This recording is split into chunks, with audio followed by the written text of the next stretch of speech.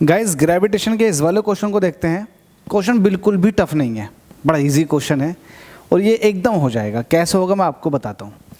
Question में आपसे कह रहा है the radius of earth orbit is 1.8 × 10⁸ kilometre.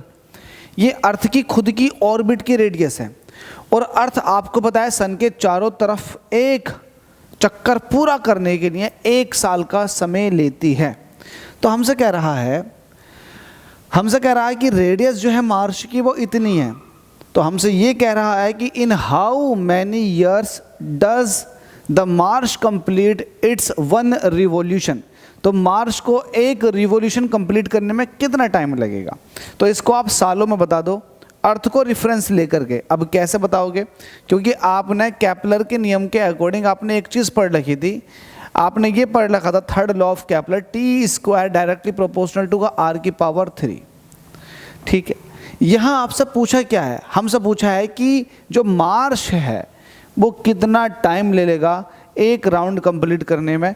तो आपको पता है कि ये प्रोपोर्शनैलिटी में, तो आप ऐसे कह सकते हो time period of Mars upon time period of earth, इसका स्क्वायर ये बराबर हो जाएगा radius of Mars upon radius of earth और इसके क्यूब के।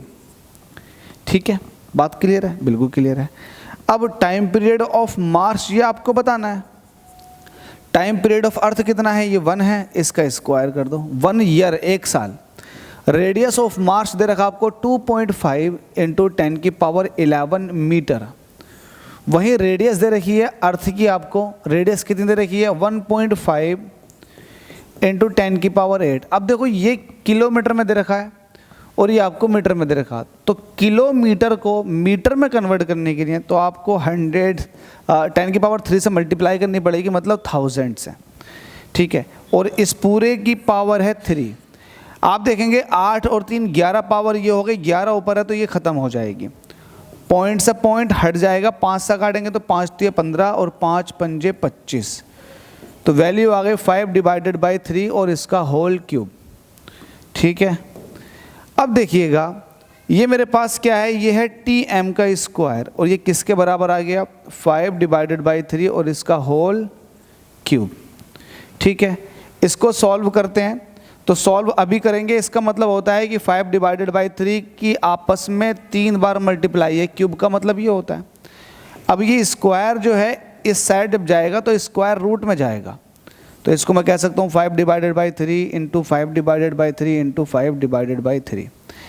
अब स्क्वायर रूट के अंदर 2 बार जो चीज़ मल्टीप्लाई में होती है वो एक बार बाहर आ जाती है, मतलब 5/3 एक बार बाहर आ जाएगा और स्क्वायर रूट में रह जाएगा 5/3।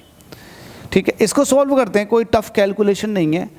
ये time period of revolution of Mars निकल कर आ जाएगा, ये आपके सामने चल रहा है 5/3। अच्छा, √5 की वैल्यू कितनी होती है, ये होता है 2.236, बस यहीं तक छोड़ दो 2.2 तक। वहीं √3 की वैल्यू होती है 1.732, इसको 1.7 तक छोड़ दो, पॉइंट से पॉइंट खत्म हो जाएगा। 5/3 22/17। तो अब आप क्या कर लो, मल्टीप्लाई कर लो। 22 × 5 = 110 होते हैं। ठीक है, और 17 होते हैं 51। अब 110 को 51 से डिवाइड कर दो, 51 दूनी कितने होंगे, ये हो जाएगा 102। घटाने पे 8 बचे, नहीं जाएगा, लगा देंगे पॉइंट, बढ़ा देंगे 0। ये 50 है, एक बार चला जाएगा 51, तो यहाँ पर बचेंगे 29 पॉइंट लगा हुआ, 0 बढ़ा दिया। अब ये 5 बार चला जाएगा तो वैल्यू आ जाएगी 2.15। तो इसको मैं हटा देता हूँ, इसका मतलब है 2.15 ईयर्स। तो टाइम पीरियड ऑफ मार्स जो आ जाएगा वो 2.15 ईयर में आ जाएगा। अगर अर्थ का आपने 1 साल लिया है तो मार्स का इतना आ जाएगा। तो इतना इजी से न्यूमेरिकल था, टफ नहीं लगना चाहिए। स्टिल डाउट है तो कमेंट कर सकते हैं, वरना क्वेश्चन में मज़ा आ गया तो जितना हो सके वीडियो को लाइक, चैनल को सब्सक्राइब करें।